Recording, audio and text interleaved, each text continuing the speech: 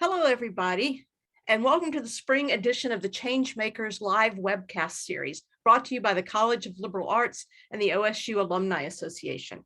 I'm your host for the series. My name is Susan Shaw, and I'm a professor of women, gender, and sexuality studies in the College of Liberal Arts. Each session also features a student co-host, and today Alex Varela is joining me. So Alex, why don't you take a moment and introduce yourself? Yeah, thanks, Susan. My name is Alex Varela. I'm a senior at Oregon State studying history and education. I also work for Seoul LGBTQ+ Multicultural Support Network, which is an initiative housed in diversity and cultural engagement designed to support and uplift queer people of color. Really happy to be here and participating today. Great, thanks, Alex. Changemakers features Oregon State alumni who are blazing a path toward justice, equity, and community safety and strength.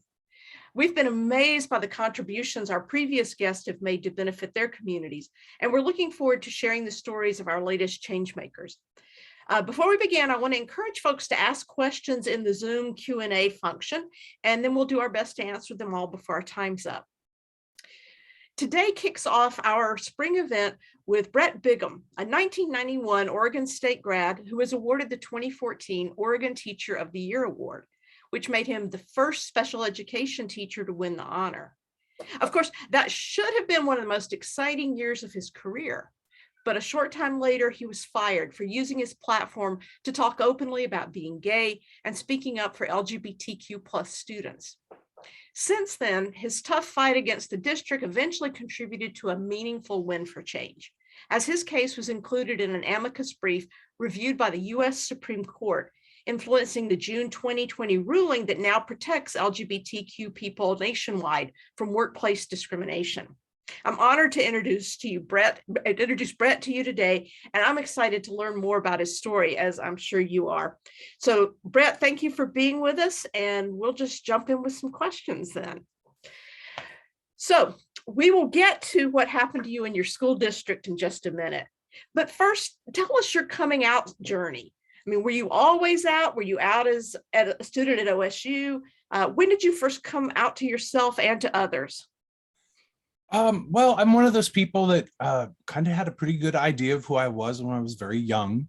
I always kind of knew I would have a husband someday, and I just grew up that way. And that doesn't mean I talked about it openly all the time. I kind of assumed people knew just because I spoke pretty freely, even if I didn't talk about, outrightly being gay.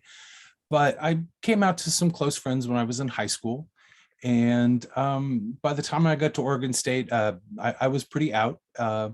Though, again, it was the very early 80s, and it was the beginning of the AIDS crisis, and there was a lot of stigma going along out there. And even at OSU, I was pretty quiet the first year. But, by the time I graduated, if someone asked, I was not afraid to answer. Yeah. What was the climate like on campus at that point? Well, it's funny that even then, U of O was considered a more liberal campus than OSU. And for some reason, though, I was really drawn to Oregon State, and that's where I wanted to go. And I just figured I would just go be myself, and I would just be just fine. And, so headed to Corvallis, and it truly was, it was a pretty conservative place back then. And I'll have to admit here that after doing an exchange program to Rutgers, I came back, and though I finished at Oregon State, I lived in Eugene and commuted for 2 years. Being openly gay in Corvallis meant, maybe you'd meet a few friends at a meeting, and, Eugene had places to go and social lives for people. So I did that commute for a couple years. Yeah, understandably.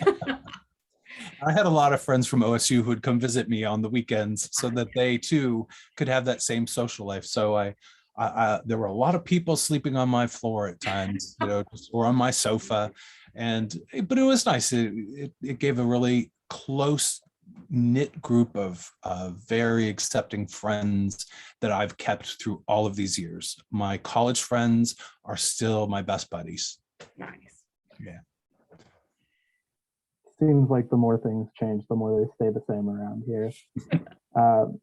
Moving on to the next one, what influenced you to become a special education teacher? How did you make that decision for your career?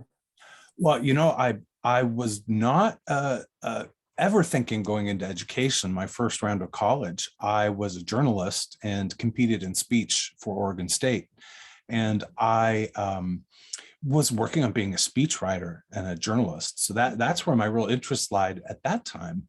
And it was after I'd moved down to Los Angeles to write for a while that for some reason, I was just bored and I took a job as a substitute teacher. And I did that for a couple of months and I just loved it. It was perfect. At Oregon State, I did a lot of theater, and teaching in some ways is a lot of theater. I mean, you've got a bunch of little kids that are used to watching cartoons and movies, and there I am trying to make them do math. So, being an entertainer and being a teacher are very, very similar professions, I'll tell you. So I just really loved that job. And they came to me a few months into subbing and said, you're one of our highest rated substitutes. So we're giving you your own classroom. So I had no education degree. I had a speech writing degree, basically, journalism and speech. And I'm suddenly a full-time classroom teacher for a special education behavior room. And it's a room they really couldn't even get substitutes for. And there I, stepped in. But my history is I have a sibling that would have been in a lot of the classrooms I taught. I deal with a lot of behavior issues. And I grew up with a brother who is 6 years older than me that keeping him on an even keel and making sure he had a good time. If he was laughing, he wasn't mad. So I kind of grew up managing my older brother. And suddenly I'm in a classroom and I have all these skills from my brother that translated perfectly. So I just took how I grew up and put it in my classroom, and it worked. It worked really well.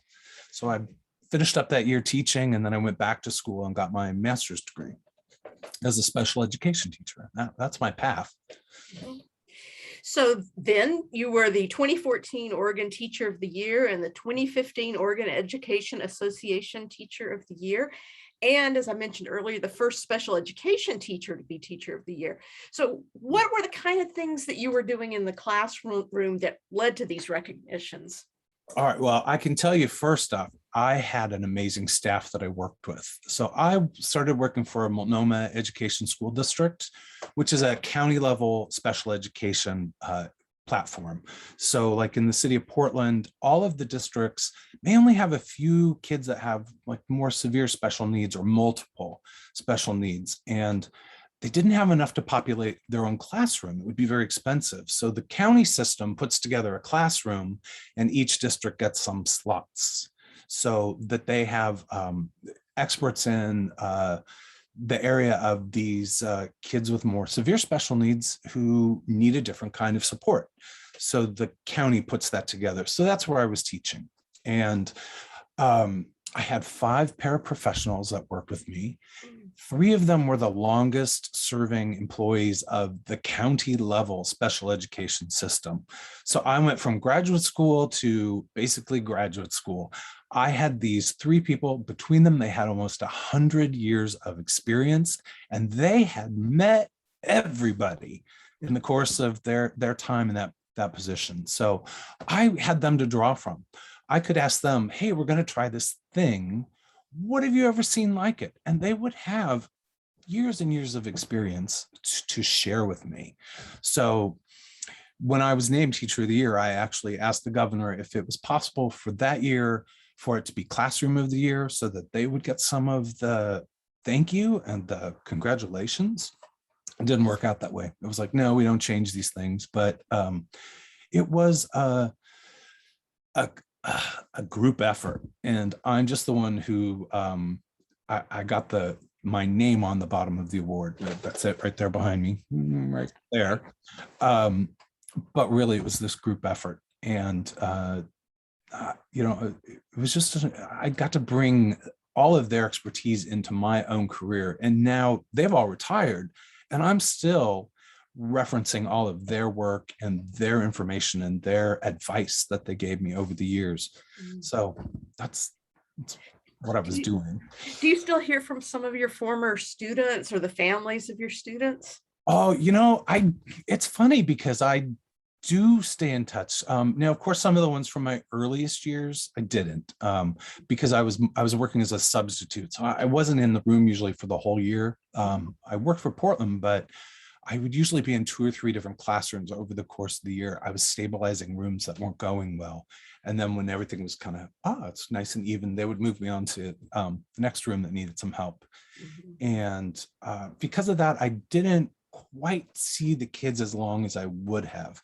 But even, 2014 during my Teacher of the Year time, took my class to a dance, and some of my 5th graders that were now 18 were there. So, I got to see them. And then the students from my time at MESD, I have stayed in touch with many of them because they were a group of young people who were 18 to 21 for that transition program. So they were already adults, and teaching them how to have adult relationships as part of what we were doing. And as they graduated, I thought they did their best to move into adulthood in my classroom. So we've stayed in touch, and some of them more than others, of course, but really amazing things have happened. One of them is a student who was using a talking device to speak. And I wrote to Stephen Hawking about her and just said, this is a student in my room. I use you. I show her how if she doesn't use her talker, no one will know anything about her, and how the smartest man in the world, if he didn't use this talker, nobody would know he was smart. And he actually made a video for my student. So I got to come back from his office and, share this video that Stephen Hawking made for my student. And that was years after she graduated. And so I have those relationships. And, one of my students just wrote a book, and a copy of it showed up in the mail. And so I do stay in touch. And then with the Supreme Court ruling, the Today Show actually interviewed some of the families of my students just to ask them what they felt about that. And that was pretty awesome to hear that, my daughter still has the pictures he drew for her on her wall that she looks at every day. So I do hear things like that. It's very heartwarming. I love my old students. Yeah. Well, go back to the dance, because as I understand it, you organized the first dance for special education students. Well, it was, they do have dances in town for them, but what I found was, so a lot of people don't realize, but some special ed programs with kids, well, all programs with kids who have really severe disabilities, we know that they need extra years of education. So many of them go to school till they're 21. And what was happening is they got done at 21, and that's their end of school, but there was no prom for them. Now, my kids were in the county program, so it's not like they could go back to their high school for the prom as they're finishing, because they don't go to that school anymore. They're going to, where I'm at. And I thought, this is so, we got to give our kids a better send off.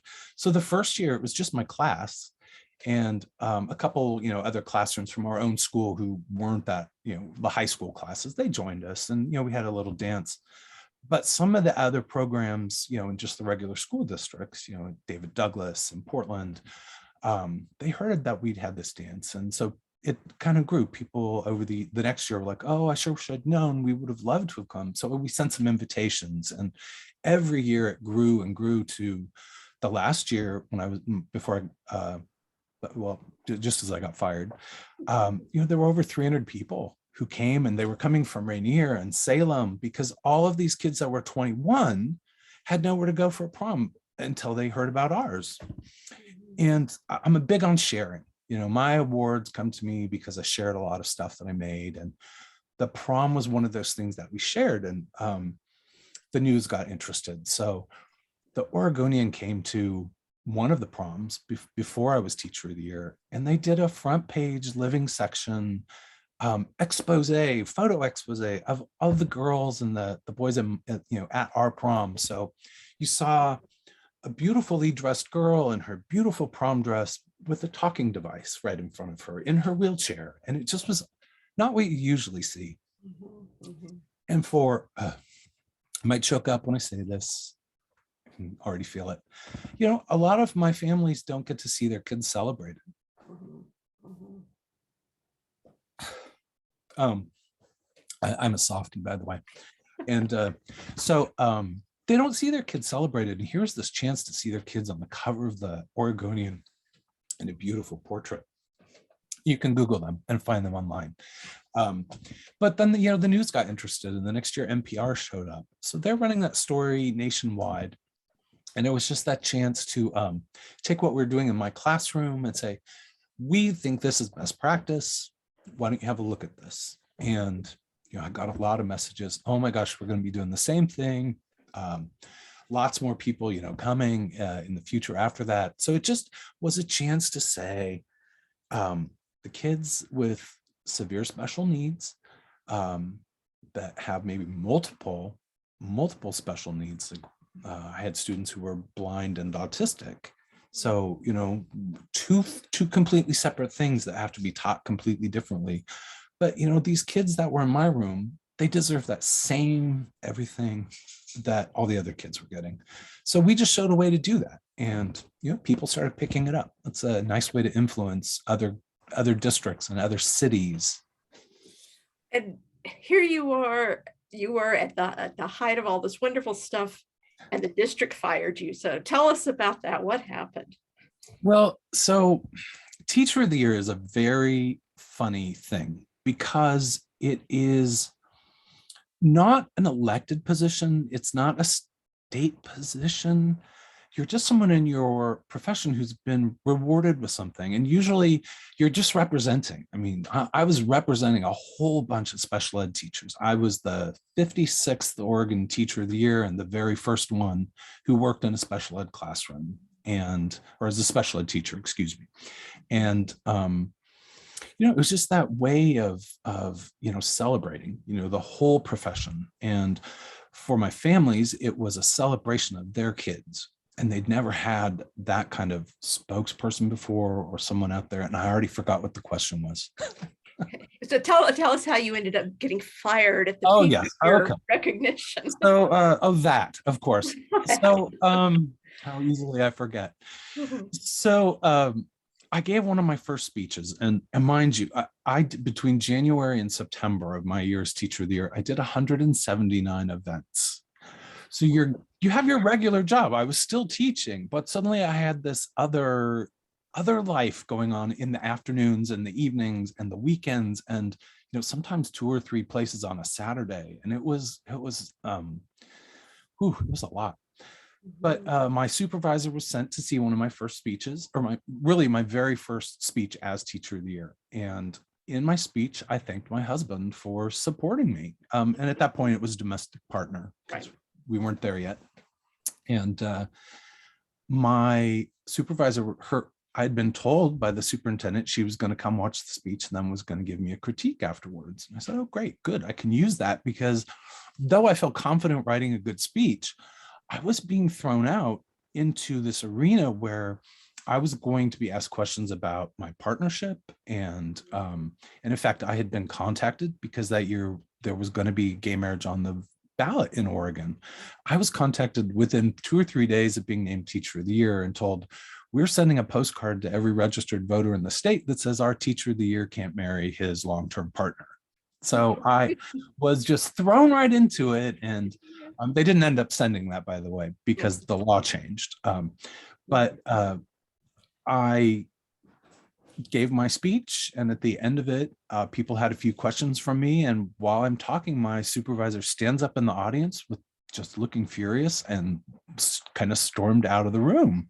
And it was, you know, it was a whole district special education and teachers a conference in the afternoon. It was all grown-ups, and it was at a college. And I thought, oh, something bad must have happened, you know. So she's supposed to talk to me afterwards, and I'm waiting, and she doesn't show. And then my phone rings, and she says, you need to shut your mouth. If you say you're gay in public again, someone's going to shoot you in the head. Oh my gosh. And I said, what? And she said, I mean it. You shut your mouth or someone's going to kill you. And later she said, oh, I was just trying to warn him that he might, you know, someone might want to be mean to him if he said that. But no, it was very clear that it was my supervisor telling me I needed to shut up or things were not going to go well for me. And that is exactly what happened. But she was the one who made the things not go well, right? I mean, Oh yes. So within, soon after I get it was all written, mind you. So I will tell you what they wrote, and then I will let your jaw drop and you will think, how can they be so stupid? So I was told that I was no longer to speak 24 hours a day, 7 days a week, because as teacher of the year, I was representing the district. So I was not allowed to say any words unless I wrote them down and gave them to her for her to approve. That was words. I was not allowed to write anything unless I had her permission in advance. And this included an email. And they were talking 24 hours a day, 7 days a week. And as they're going through this list, I'm thinking, well, they can't be serious. Like when I'm at home.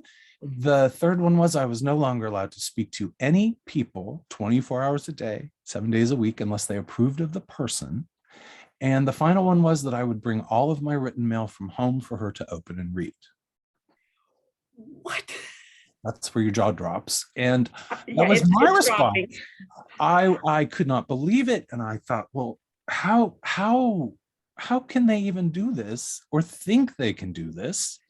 And then I realized, I'm in a really odd position here, because if I follow what they're telling me, it takes away all of my ability to be a role model for LGBTQ youth. And the simple fact is this: the suicide rates show us that our LGBTQ youth need to see role models that they see themselves in. And, though I'm just the G in that long line of letters, I'm still representing. Mhm. I didn't realize it then. That knowledge came later on. I choke up so easy these days, gosh. But I did not realize how important I was to the transgender community. Mhm. I'm not transgender.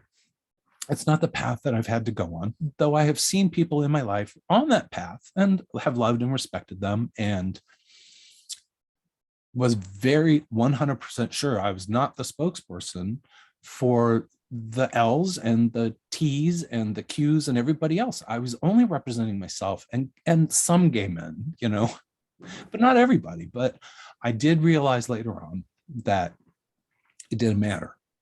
Mhm. I'm in that list of letters, and it was really important that I speak out.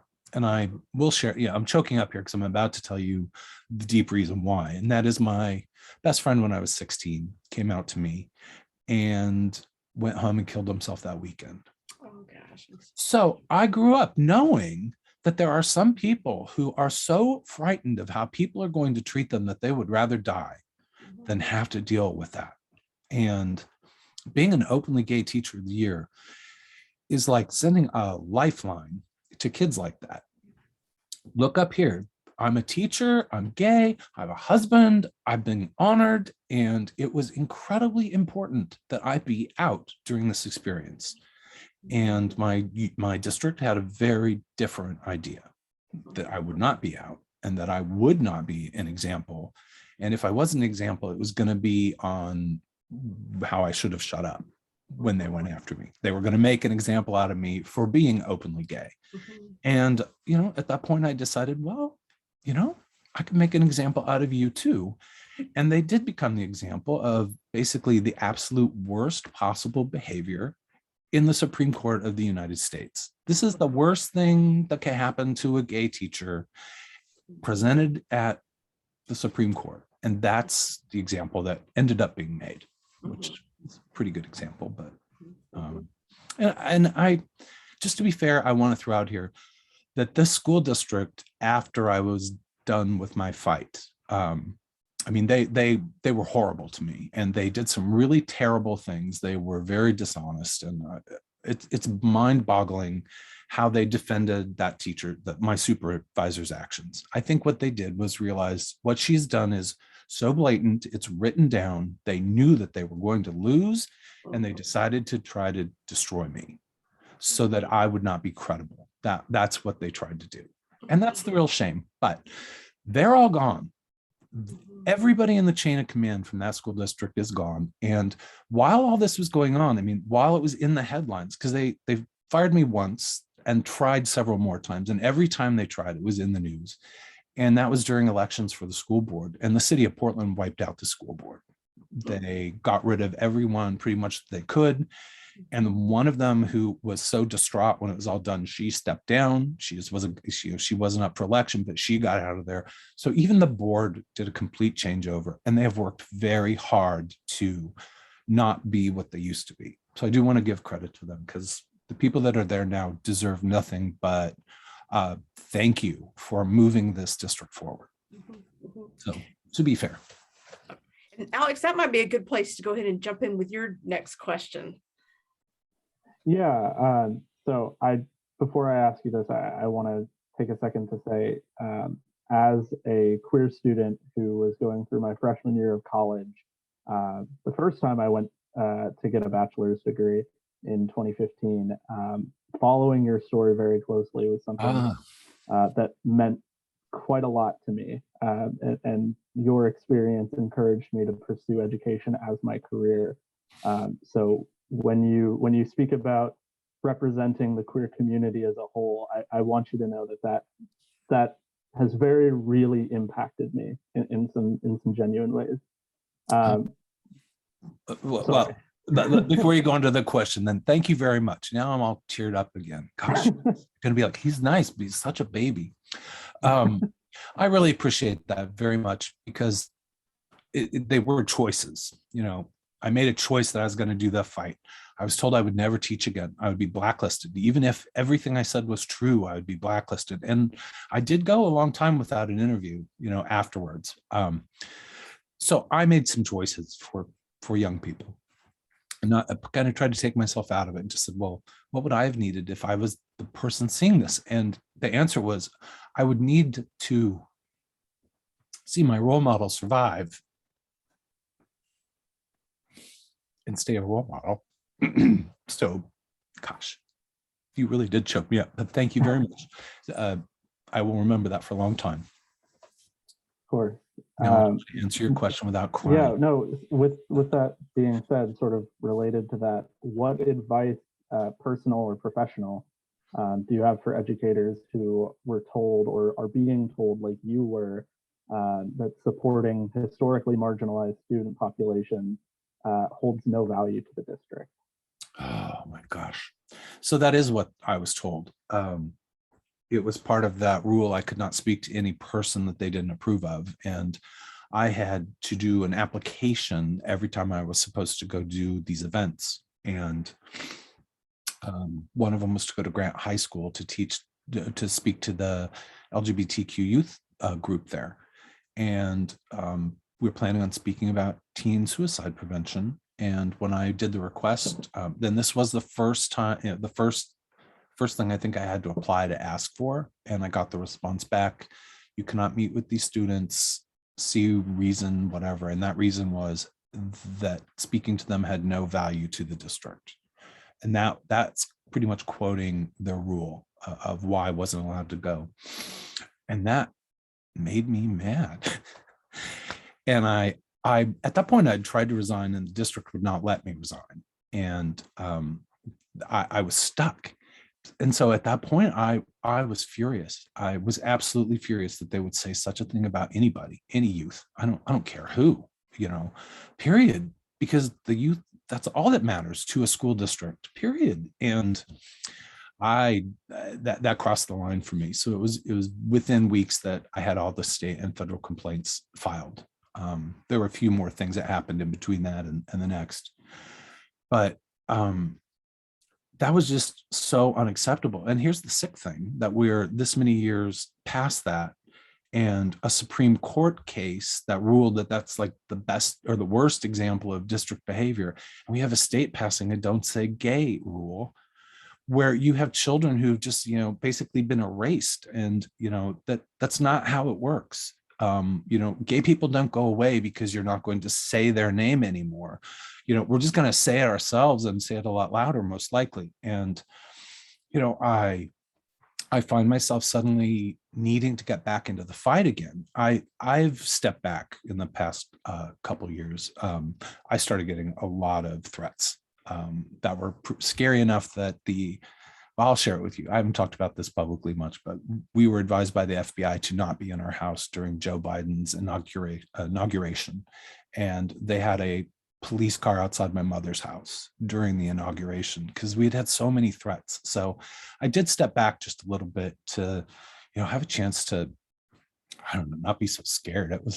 That's kind of scary stuff to hear that. And we've had that chance to kind of recharge. And now I hear this, the Florida's doing what they're doing. And I'm realizing, God, you can't stop fighting. You can't step back. I originally thought my role with the award was to show kids a possible future. I thought that's what I was doing. And it wasn't. I had to be the guy who taught, sometimes you get cornered and you make your decision. Are you going to get pummeled or are you going to fight? And, it's not what I expected from my time. And, now I hear the angst and the distress coming out of Florida. And I'm like, oh my gosh, someone's got to show them how to fight again.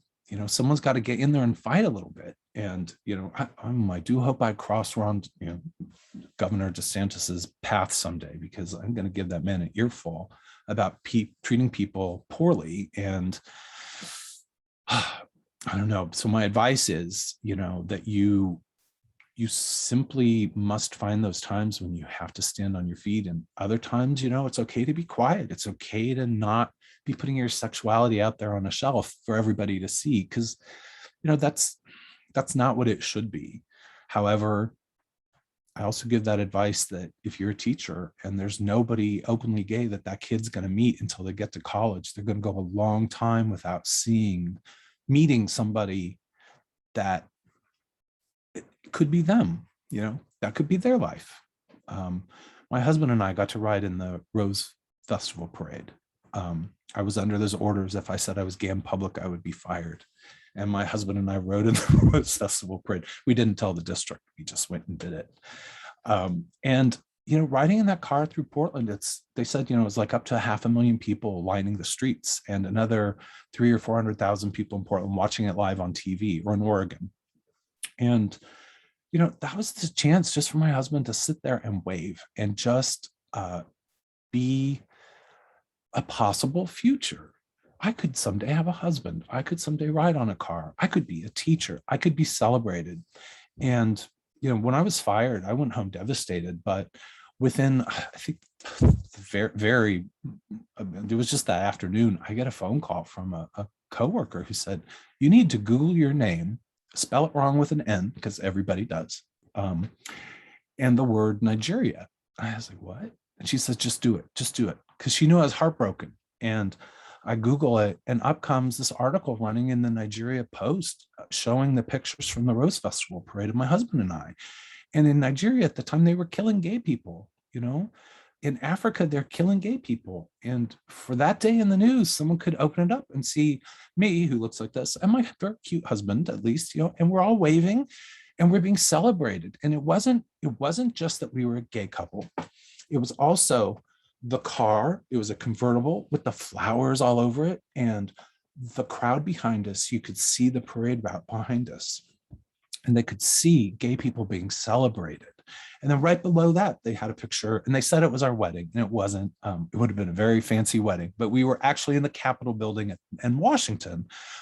Senator Merkley, who is such a wonderful representative of the state, had met with us and he had taken us over to the Capitol building, and we had a picture taken. And so the news was running that as our wedding picture. So, the ornate Capitol behind us. It's like, oh, fanciest wedding ever. But that's the picture they were saying in Nigeria, saying, here he is with his husband, at their wedding. And those were the messages that were being sent because I got fired. And it was an article about me being fired, and that's what I kind of realized in all this is, some of it may seem negative when we look at it. If you look at the Wikipedia pages, the articles, there's so many, there's like 100 articles, linked down through it. And if you just read those headlines, at the bottom, you can read them. I haven't looked for a while, but I probably should, because you never know what's going to show up on Wikipedia. But as you read through them, some of them sound really traumatizing. Some of them sound so suspicious. It was the district trying to get people to question, if I was a good person or not. And you read through that, and the ones that are the hardest to read, the ones that hurt the most, are the ones that had the most change, making ability, like me being fired.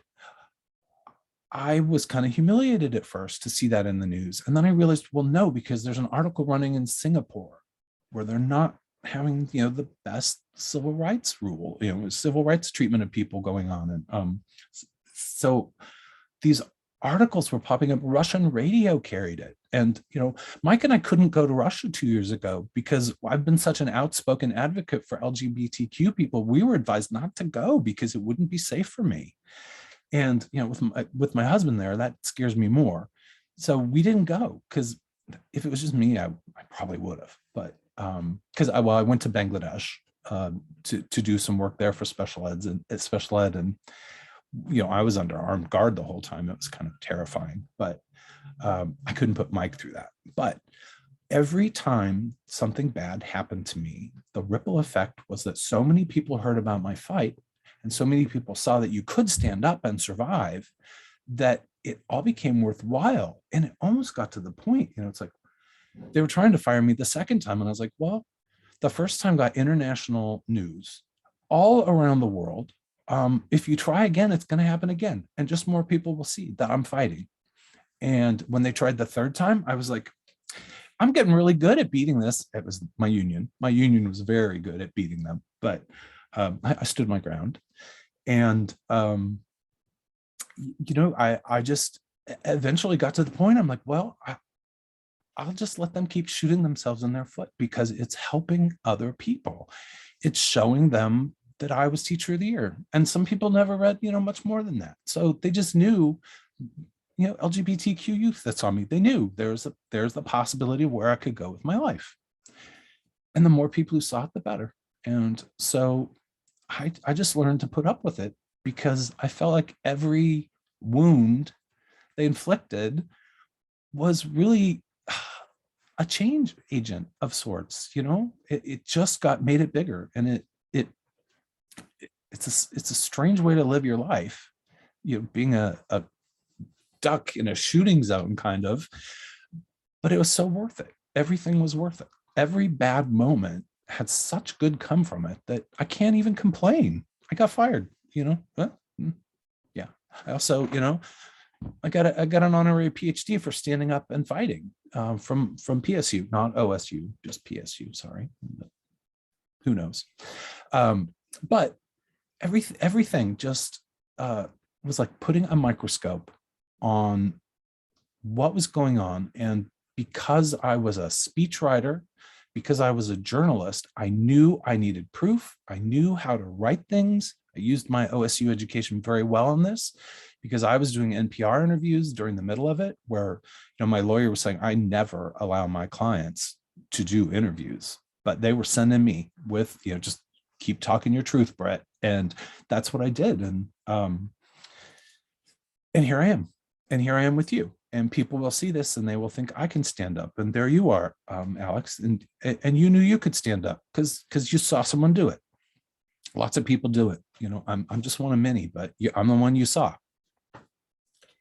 So Alex, before we go on to your next question, let me just remind our audience that you can go down to that little Q&A function at the bottom of your page there and put in a question. And if you do, we'll stop and ask those. Meanwhile, Alex and I have a few more questions, so we'll just keep going through those. So Alex, you can go on to your next question. Yeah, absolutely. So the workplace discrimination and wrongful termination that you experienced were a part of an amicus brief that was submitted to the Supreme Court, which ultimately led to an affirmation of federal protections for LGBTQ folks against workplace discrimination. You told the Portland Monthly that you wept when you read Multnomah Education Service District's public apology to you. How did you react when you heard about the Supreme Court's ruling? Was it a similar kind of rush of emotion? Was it a feeling of relief or something else entirely? It was disbelief, absolute disbelief. I did not in a million years expect the ruling to go the way that it did. I just didn't. And, and I have to make sure everyone knows that the Supreme Court case was not my case, and that I never actually sued my school district. I didn't have to. They took care of themselves. So I didn't have to sue them. So what I was an example. So I was an example that the Southern Poverty Law Center chose to show how workplace discrimination can affect Americans, and they chose me as a teacher. And for full disclosure, by that point, I had been asked by ECRA, which is the Education Civil Rights Alliance, to be one of their founding leading educators of equity.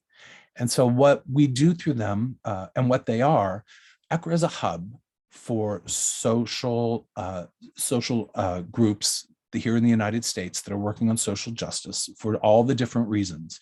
And they act as a hub for the legal teams. So the lawyers from the NAACP are members, and the lawyers from Southern Poverty Law Center are members, and the women's law, I always forget their whole name, in DC. So it's women's issues and special rights issues and LGBTQ issues and issues of race and minorities. All together, it's their lawyers who come together and share how they're trying to fight all of this right-wing propagandist type of legislation that they're trying to pass and how it impacts the school. So they're a group that are working on just school issues. And to be one of their ambassadors means that, I'm the person who maybe is writing the letter that is going to be going out for publication, but with, the knowledge that they bring. And it's been this just amazing opportunity to hear what is going on at the Washington, DC level, but a national one. The whole, all these groups come from different places, or they have state groups, like the Oregon NAACP, or, they all have their own areas. So you become really familiar with all of these different groups. And that's where I ended up. And I think that that's how the Southern Poverty Law Center, I had spoken at one of the meetings for ECRA, had gone over to DC, and I believe that they chose my story because they had heard me speak, and they knew if it came to that I would hold my own. And it's funny because they didn't tell me. I didn't know. I got a notice on Google because during all of the crazy stuff, I had it set so if a headline came out about me, I would get a notification because there were so many bad ones. I just wanted to keep track and take a screenshot, give them to my lawyer. And I got the copy of the amicus brief. After the court case had been filed, I didn't even know about it, and then I saw it. And I was so excited because I had stepped out of my fight. My district bought out my contract, basically. It was a settlement, but I never sued them.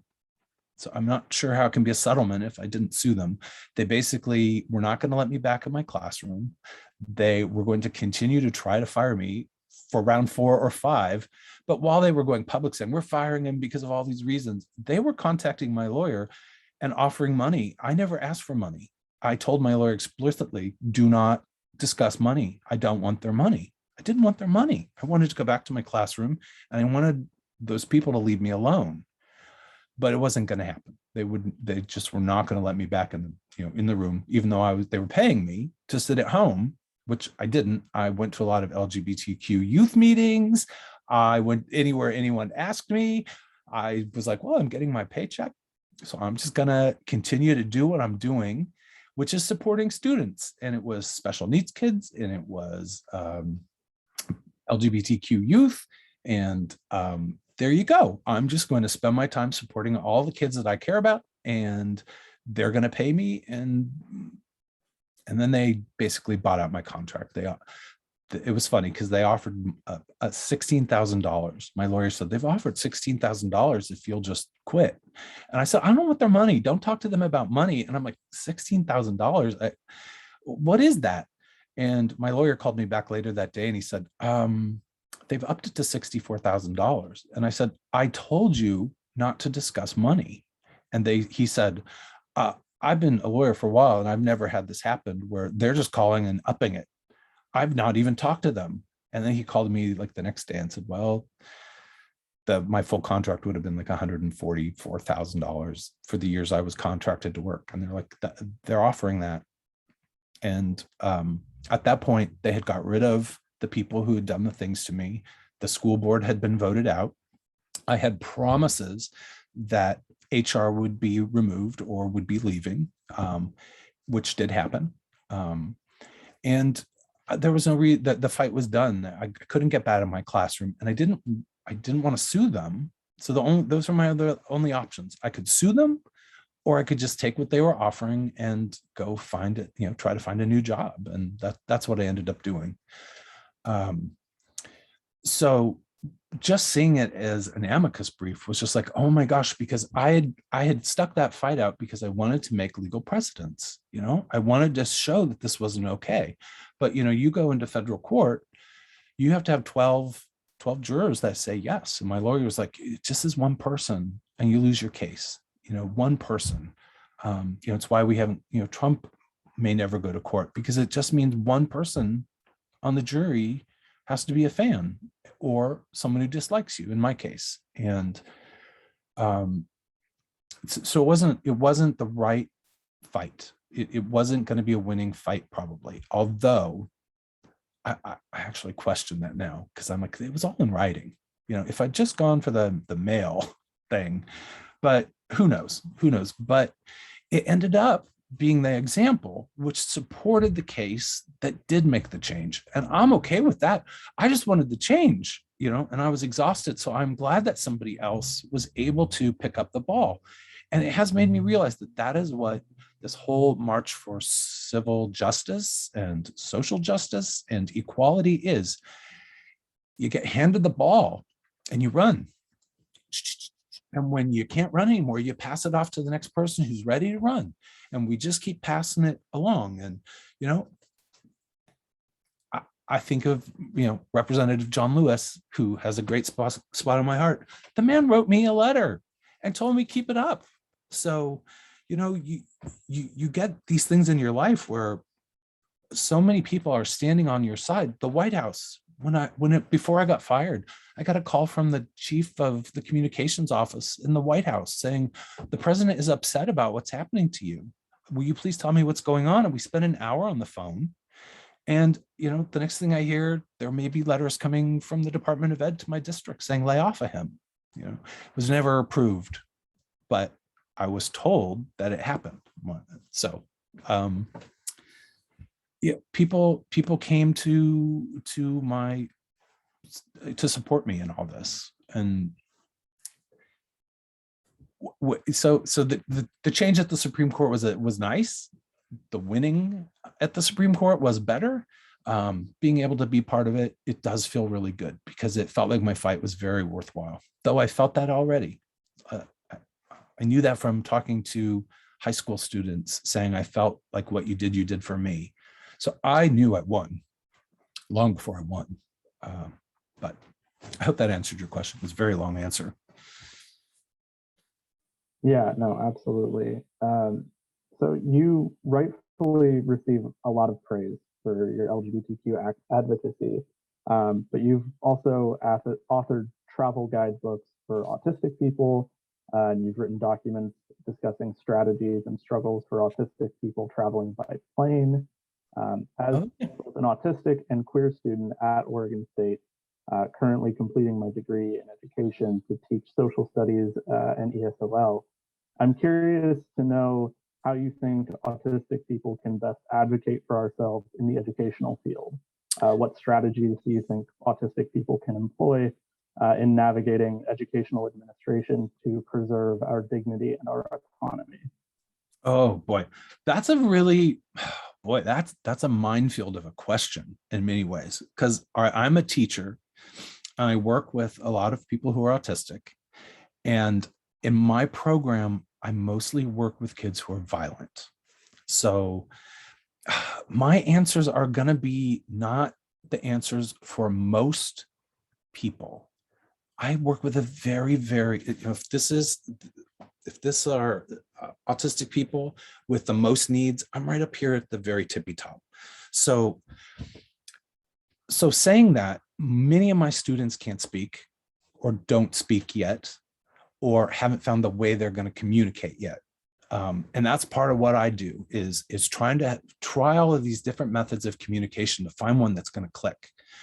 So my students, though, aren't the ones they're not out advocating for themselves very much. You know, their families might be, but that's family advocates, and that's different. Or their teachers might be, that's me, but that is also different. So I just brought this up at my staff meeting last week, because a lot of people say autistic people and other people say people with autism. Well, if you go on Twitter with the actually autistic hashtag, people there are saying, please don't say people with autism. You don't say people with all these other attributes. So why do it here? So they say, please just use autistic. So I do that. However, because I do writing here in the US, and the general rule is person first language, saying autistic person violates person first. So an editor says, no, no, no, no, no. And people who maybe 100% advocates see that and they think, how could you not be person first? Like, well, because the person asked me not to be. And there you go. I have to respect that. So what I do in my writing is I use both. And then at the bottom, my bottom paragraph quite often is, you know, I'm using both of these phrases and this is why, you know, and lead to that discussion. Let people go and look and find that. So I do follow actually autistic, the hashtag on Twitter, and I get a lot of information there, and it has really changed how I teach. It really has, because I am not in the head of my students. I don't know what's going on in my students' head. I sometimes can help them get outlets in their head a little better, or in an effective way where they feel listened to. And because of that, I just feel I have to be so careful when I'm talking about this discussion, because there's a lot of behavior training programs out there, and I'm not a big fan of a lot of that stuff. I just don't like it. I don't do that with my students. And I do have to say, though, however, I do meet students sometimes because of the violence that they don't have a very good life ahead of them if that can't be fixed. If we can't find a way to make that not be their level, their way of communicating. I've got to find a better way for them to communicate, or they're going to have a life where they're not allowed to go or do anything. And that breaks my heart. So I have to advocate for those students. And at the same time, like yourself, you need something completely different from an advocate. You know, you may not even need an advocate. You might just need yourself, because it seems to me you're doing pretty good. So I have to be very careful, because I'm maybe not really advocating for someone who can write their needs down. I'm with that next group of people, and I think sometimes they're forgotten even by their own community is all, because they aren't speaking, they aren't maybe going to the dances. And so that's who I work the hardest for. And you brought up my books, and that I'll just let that explain how I work. So what I noticed was I had a student, and I've had many students who are very, very upset when they have to face a new situation, especially going out in the community. And my old program, every Friday we went out in the community. I was trying to prepare my students for adult programs where they have outings every day. And if you can't sign up for an outing and go without having a meltdown, you don't get to go anywhere. In fact, you don't get to go to the adult program that does all the cool stuff. You end up somewhere else where you're sitting in a room with puzzles all day. And I'll be damned if I was going to let my students end up there if I could make it better. So I had one student who would become very violent with herself if she had to go somewhere. She just got so stressed out. And the year before I got her, she was sent home 34 times. And I have permission to talk about the student. Her parents have been interviewed. I know the family very well, so I'm not sharing information I'm not allowed to.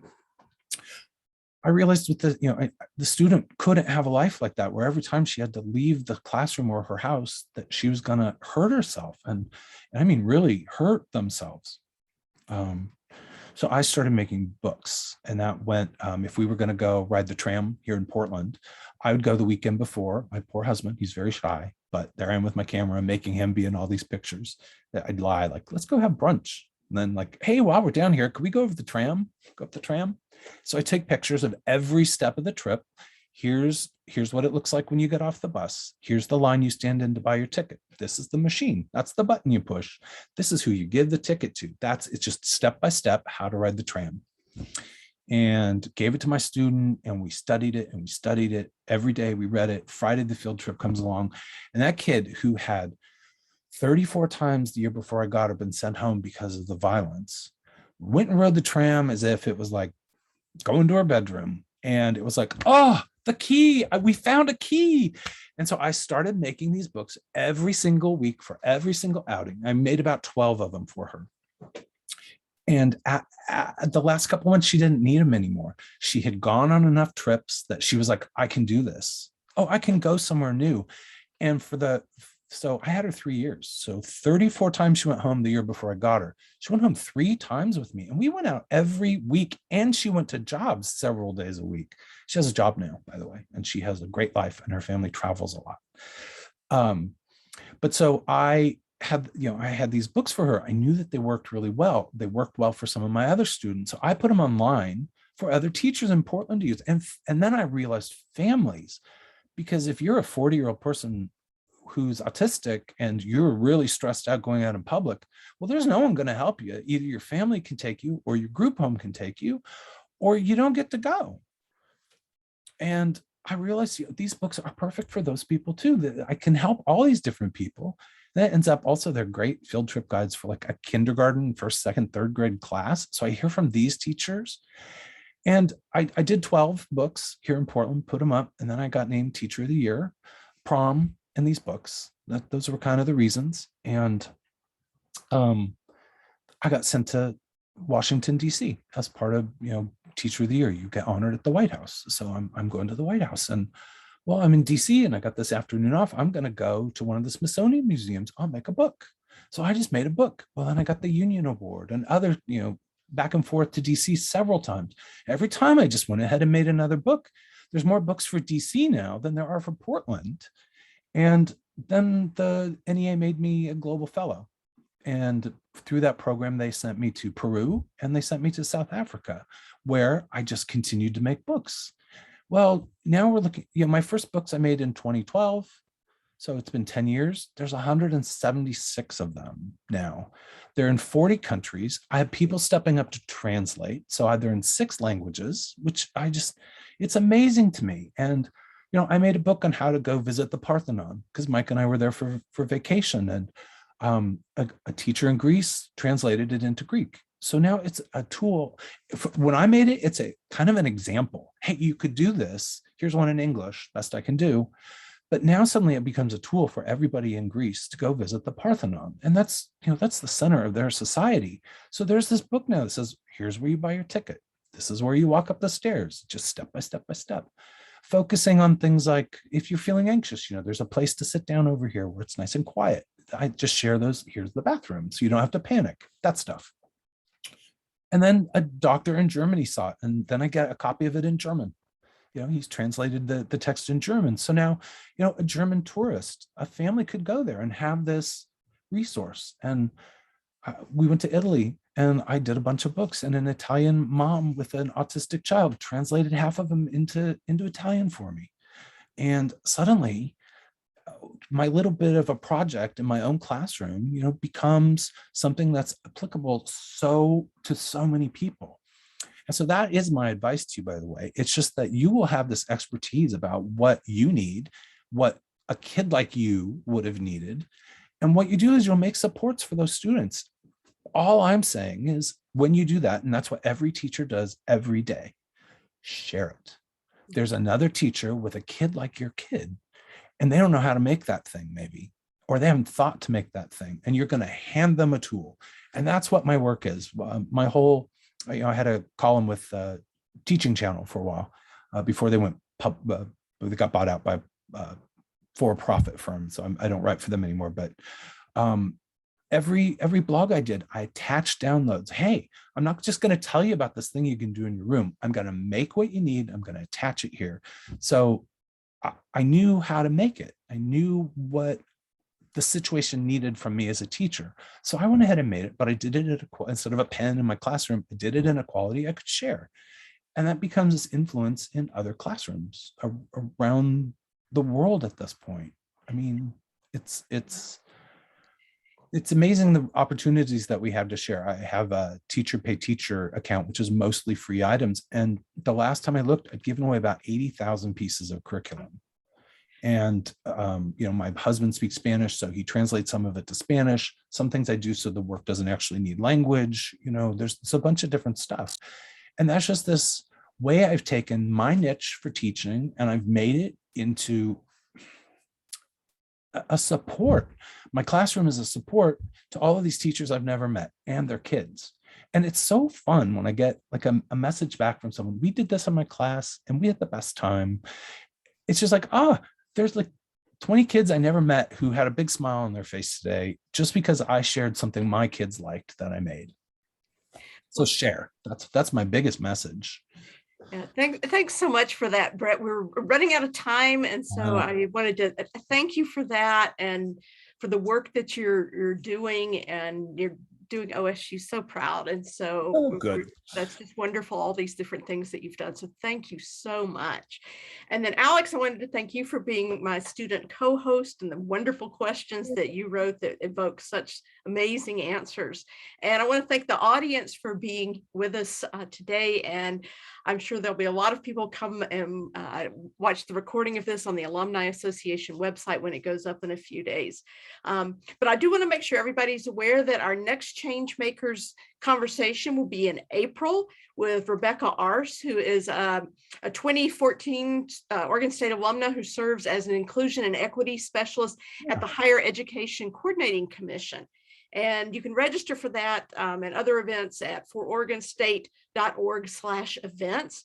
And while you're there, you'll find a lot of other events. The Alumni Association is always doing tons of amazing things that you could sign up with. For example, the Alumni Association's annual Career Meetup Day, which is April 14th, and the nationwide OSU Days of Service event, which is May 11th through 22.